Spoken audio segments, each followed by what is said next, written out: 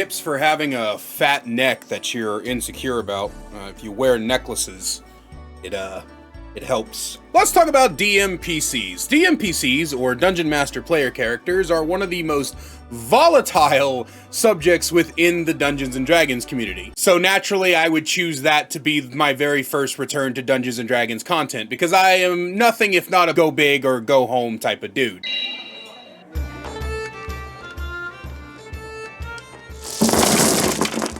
I take how much damage?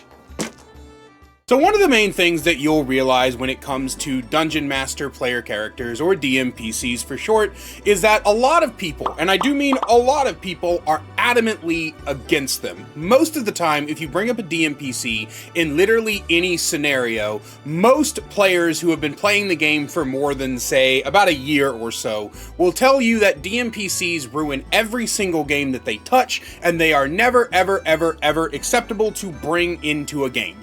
And I think that's a really, really, really narrow way of looking at the subject. The first thing that I want to cover is what exactly is a DMPC? How do you categorize a DMPC from an NPC?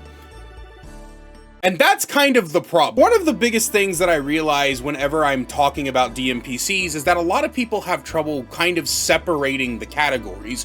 What is just an NPC who happens to be with the party, and what is a DMPC? And I think that that's one of the biggest kind of separations that people struggle with, that doesn't allow everybody to have kind of the nuance on this topic that I think that most people should. So, in my opinion, the main difference between an NPC and a DMPC is that an NPC is just something that never participates in combat, never participates in like decision making for the party, never participates in any of that. The NPC is a figurehead. They are something that happens to be there to drive the story along. And sometimes an NPC can be kind of moving with the party. Sometimes an NPC can even have discussions within roleplay, but they are never a part of the party's decision making.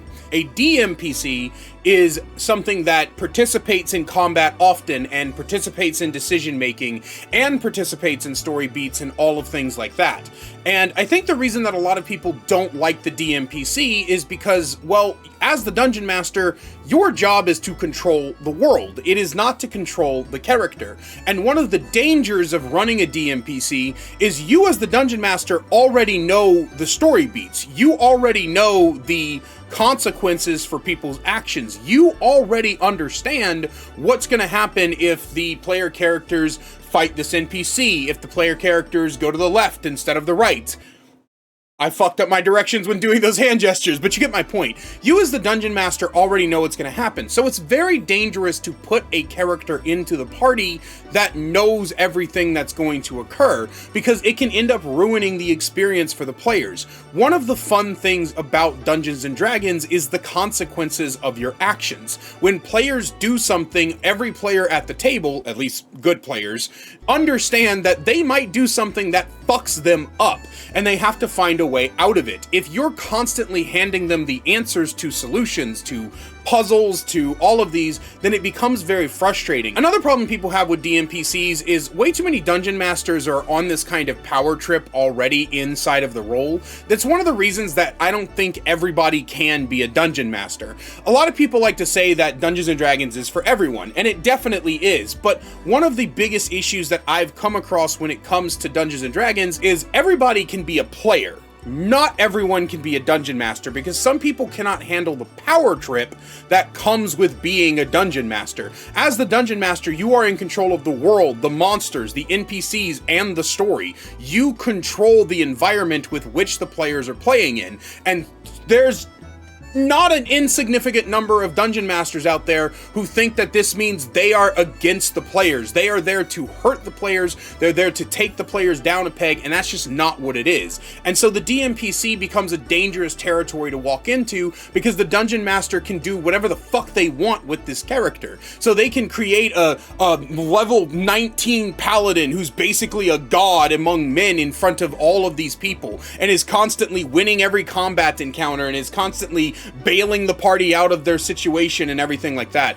I recently read a story, or I recently listened to a Crit Crap video where this dungeon master kind of inserted this character, this DMPC, that always had a solution to every problem the party came across. And it became frustrating for the party because they already kind of had this, like, way that they did things, right? And it was just kind of very bad for the DMPC to come in there and be like, no need to steal the wheels on that wagon while they're distracted. I've ordered some new wheels for us. It'll be here tomorrow. That is just asinine. It's stupid, and it makes a lot of people frustrated. So is there a right way to do a DMPC? I think so.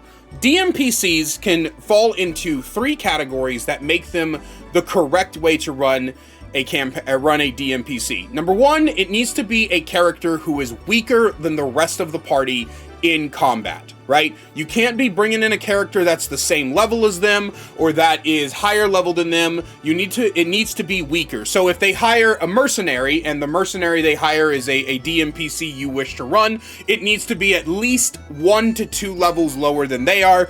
Honestly, the lower the level, the better. The way that I like to do this is often to give them some sort of child companion. So in one of my old campaigns, the kind of, not main character, but the main story device was a 13-year-old divination wizard who mainly focused on casting spells to protect himself and not much else, which goes into my second option.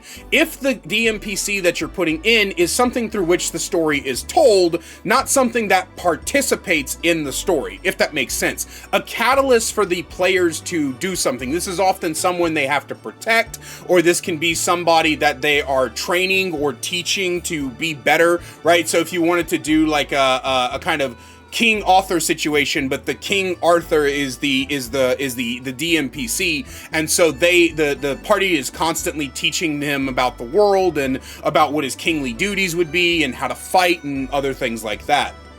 And the third and final way that you can do a DMPC is to...